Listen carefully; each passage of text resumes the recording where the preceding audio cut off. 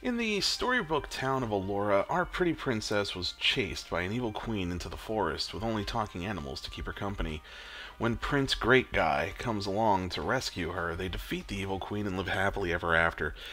Until 3 months later, when the town at large refused to be governed by a teenage witch that commands a fleet of woodland creatures and start a revolution to overthrow her. When we're writing the final chapters to our story, long after the big bad is gone, we need to show the reader what the new normal looks like. Otherwise, it feels sudden. I'm DC Ferguson, and this is the Worldbuilding Dojo. The epilogue does not have to have that fancy title at the top of the page. As a matter of fact, if you've read my books, you know I don't even use chapter numbers, so there's that. The epilogue is what happens following the climax of the story. Yep, I have a chart for that too. Right here at our peak is the climax of the story, the resolution of the conflict or the defeat of the big bad. But this tiny little slope that falls right before the story ends, yeah, that's our epilogue. What we're doing is we're showing what the world looks like with that conflict resolved. We're also tying up those last loose ends and potentially setting up a sequel. Those are all parts that we're going to be covering in this video, these little snippets at the end. Now, I was a little critical of fairy tales in the intro there, and while I use it for humor, it's perhaps a little unfair. Fairy tales are not meant to wrap up nice and neat. They are nice and neat. It's a byproduct of the fact that most fairy tales are morality plays in disguise. The truth of the matter is, if you've ever seen or read one of these, they wrap up pretty tight without plot holes because the returning hero is in love, and the people love them and miss them, and everyone is just so happy with all the love. The second we try making that world that isn't a storybook, that's when we have to consider the world around these people, and the fact that it keeps ticking even when our plucky hero or princess isn't there. Think, for example, of the "I thought you were dead and moved on" trope that's used in movies like Castaway and The Princess Bride and so on. After our hero vanishes, the world chugged on around them without them there. This was the linchpin of true love in The Princess Bride, but it was also used for tragedy in Castaway. You see, we're already starting to branch out into much more complicated emotions the second we step outside the fairy tale. So now we have to examine how we set up our audience and provide them expectations of the way the world works now that there is a satisfying close to our tale. Instead of good example, bad example, like we're wont to do, we're going to look at two opposite ends of the no-no spectrum. When wrapping up your story with a knight and east bow, there needs to be a sweet spot between abrupt endings and prattling on for too long. The way that we find this sweet spot is to begin closing out storylines in the lead up to the climax. Remember, at this point in the story, we are on constantly rising action all the way to the finish. What that means is the stakes get higher in those final chapters. Don't be afraid to close something out by exclusion. Exclusion? What do you mean, DC? Are you saying kill one of my characters? Well, yes, but metaphorically if not literally. Characters that don't have a seat at the final table need to be exited out of the story as soon as it is natural. Notice I didn't say as soon as possible. You always want the organic feel of a natural conclusion to a character's arc. If that means they have no place where the hero is going, say your goodbyes. If that means the villain has one last trick up their sleeve, kill them and get it over with. If they're going out in style, have them make that sacrifice 3/4 of the way up the mountain. So, bad example, and then more bad example. For endings that come off long-winded, I can't think of a single bigger offender than the film adaptation of Return of the King, the final part of the Lord of the Rings trilogy. Often remarked as silly, the ending for this film is 26 minutes and consists of like 5 false finishes. It's a bit much, as if the film doesn't know how to end itself properly and to tie up loose ends. Funnier still, all of these fade-to-black closing scenes, in all of them, there isn't a single one that actually features the semi-anticlimactic ending that actually took place in the book. Yeesh, go figure. The point here is that even a nearly 8-hour epic trilogy doesn't need almost 30 minutes of wrap-up. Hell, Return of the Jedi gave it to us in 5 minutes, if that. War is over, peace and love, we're out. Boom. Length isn't really a measure of whether you're doing it right or not, however. You can have a long ending be satisfying, but there is a point where you start to tire out your audience if you're meandering and smelling the flowers. We want to get to the point. On the flip side, it's time for another deep cut, and this time it's the 2000 sci-fi disaster Supernova. So, here's the deal. I'm going to give you Angela Bassett, Lou Diamond Phillips, James Spader, and Robin Tunney. And I want you to make a sci-fi movie that somehow manages to be the most well-acted piece of trash ever written. Basically, the medical ship Nightingale picks up a distress call. The man that they find has like a space thing with him, and it's bad. Like, making this guy into a crazy superpowered alien bad. And then the crew starts getting killed off one by one, trying to stop him. Only, once the big bad is defeated, and the space thing is gone from the ship, it causes a supernova in the nearby star. In the final moments of the film, though, the last two survivors cram into a pod meant to protect them from the effects of dimensional travel. It's only meant for one person, so the computer doesn't know what the effects will be of them doing that. Now, this daring bid to survive happens, wait for it, like 2 minutes before the credits roll. You ready for this? They make the dimension jump, and each of the characters have swapped one eye color with each other, which is kind of neat. Then the computer says the woman's pregnant. Then it says that the supernova is a chain reaction that will reach Earth in 51 years. It'll either destroy all life or something else will happen. And then the credits roll. That's it. I'm not kidding. It info dumps what amounts to a cliffhanger and ties up every storyline in 30 seconds. Now, if you've been paying attention to previous videos, or just writing advice in general, then you know that having a computer voice give an info dump of the way things are in your world after the climax is telling, not showing. This is super bad and we don't like it. I honestly have never seen a film where the ending came so abruptly that I thought something broke in the projector room when the credits rolled. Neat trick with the eyes, though. I can probably rattle off about a dozen films off the top of my head that have extremely satisfying conclusions, from the very brief plot twist to the wrap-up at the end of The Usual Suspects, to the long, bittersweet, and philosophical ending of Seven Samurai. Oh, wait, what's that? You haven't heard of this? Crap, here we go again. Seven Samurai is the 1954 Kurosawa Japanese epic that the Magnificent Seven was later adapted as a Western for American audiences. The plot is very, very simple. Bandits are plundering a farming town, and this time they've gone too far. The town tries to put together enough funds to beg a wandering samurai for aid. He agrees and starts pulling together a team comprised of old friends and whatever desperate men he can find.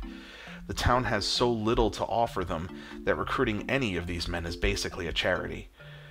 With the seven assembled, they prepare the town for the return of the bandits and train them to defend themselves, while the samurai serve as generals, guiding the defense effort and leading charges into battle.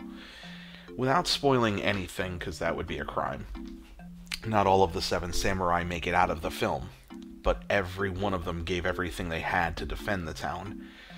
As the men remaining stand on the hill where their allies are buried, the town has already moved on to selfishly enjoying their new prosperity, the cost of their freedom not given its proper respect.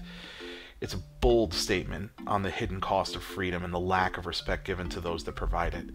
It takes time to absorb the ending and let it sink in. You can't really call this a war movie or a samurai movie or a drama or an action movie because it's all of these things at different times. You really don't notice this is a 3-hour film, and the ending is one that you want to sit down and mull over for a while. It's pretty cerebral. Anywho, that's a long ending done right.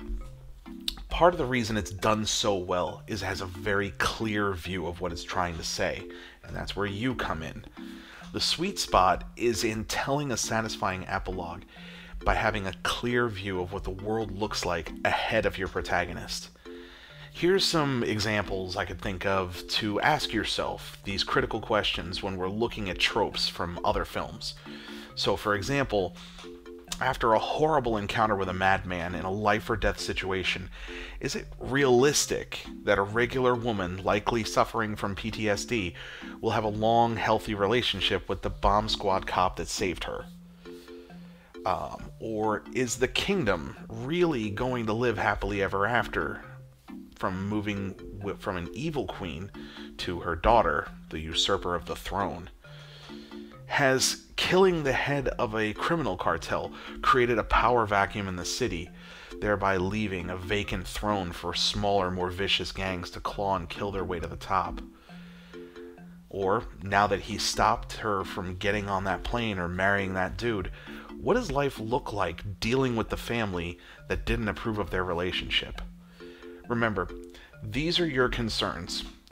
These are your characters. They're your babies.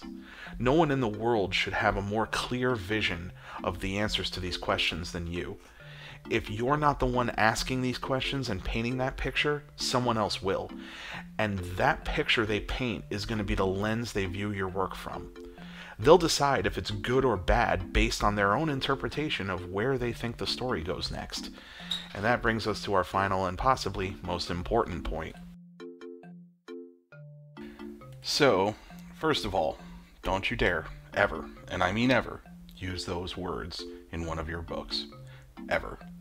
Don't even think about it. Did you think about it? Stop. Stop right now. Seriously, cliffhangers are bad, but leaving meat on the bone for a second, third, and so on in a series can be difficult. As always, I'm here to help you navigate. First, a few guidelines. That's right, more charts. Well, they're more like bullet points, but you get the point. If you're gonna leave loose ends, things that you plan to have addressed in later stories. First, plan ahead. It's not enough to leave it open and say I'll get to that later. You should know what the conclusion is to that story arc and have a reasonable assumption of when you'll address it. The second is core components. You cannot leave dangling threads on an arc that is central to your story. We'll get to that one in a little bit more detail in a moment. The third one is a contained conclusion. Make sure that the ending of your story really is an ending and not a cliffhanger. We want to close the chapter on this particular event, even if we're not closing out the world. Next up, we want to understand the ripple, and this is a big one. The events of your story will have ripple effects that forever touch all the other parts of your tale. Remember, even if you're on book 6 of a series, the only people that are following you there are the ones that love the first one, then the second, and so on. As such, you want to plan out the broad strokes of your whole story at the very least. See my previous videos on doing outlines and breakdowns, then get to brainstorming. Why is this so important? Because the danger if you don't and need to make a course correction later is what's called a retcon, which is a term for retroactively changing the continuity of your previous stories to suit your current narrative. That's bad, and we don't like it. Our audiences don't like it, so let's not do it at all. Now, I mentioned the core threads of your story earlier and how we don't want to leave those hanging. How do you tell one from another? Well, it's time to use myself as an example again, both because I'm completely shameless and also because I don't have another author to tell you how they do it. So this is the Master of Kung Fu and Friendship method. In The Singer and the Charlatan, I have two lead characters with competing interests. Liana Moonbody wants to be a famous singer, and Priestess Trixie has visions of bringing a flock of worshippers on a pilgrimage to the fabled Magic City. So, first things first, let's take their goals and put those up on the whiteboard. Next, we have antagonists. The lovesick Lord Robert Venegrass and the deranged undead halfling Weevil. Venegrass wants to make Liana his wife, and will literally kill her if he can't make that happen. Weevil wants to stop Trixie's pilgrimage from being a success, the reasons we get to late in the book. So, early meeting with Venegrass equals more time to develop him from an antagonist position. Now, let's look back at Trixie. She has a long-term goal that begins in the city that Liana's goal ends in. So, naturally, we can tell Liana's story first, Trixie's longer story second, and that's exactly how we got to the Princess and the Holy Juggernaut. The first story concludes with Liana as the protagonist and Venegrass as the antagonist plot center stage until its complete conclusion at the end of Singer. During that time, Trixie and Weevil go back and forth, but not in ways that impact the stakes of the primary story. Now, in Book 2, Venegrass does actually show up again, but a lot of Liana's conflict with him is handled in the background, while Trixie's story is the focal point. By the end of the second book, both of these stories have been wrapped up completely with the antagonists. But I wasn't done yet. Events that take place near the end of Princess set the stage for Book 3, which is Goblins, Parents, and Other Monsters. The lesson I'm showing you here can be summed up like this. The closer a new conflict or new motivation develops at the end of the story, those are the ones that you don't have to worry about resolving until later works. But in those first couple of 2 or 3 chapters where you're introducing me to your protagonist and setting up the conflict, I need that part tied up with a satisfying conclusion by the end of the first story. If you can't do it, I've got news for you. You're not done writing yet. Sticking the landing and delivering a good ending on your tale can be a tricky beast, but as always, we're asking the critical questions and looking to other great works.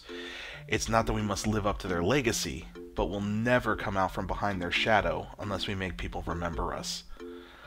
I want to give a special shout out to subscriber Brett Steinbook for suggesting this week's topic. If you have an idea or something you'd like to see me cover in future episodes, please feel free to leave a comment. I try to reply to everybody. Down in the description box below, you'll find links to my mailing list and all of my books. You can sign up for my newsletter and get the latest goings-on with the Dragon's Dream saga. Help out the Master of Kung Fu and Friendship by hitting that like and subscribe button to hear about new videos. As always, I'm DC Ferguson. Now have fun and get crafting.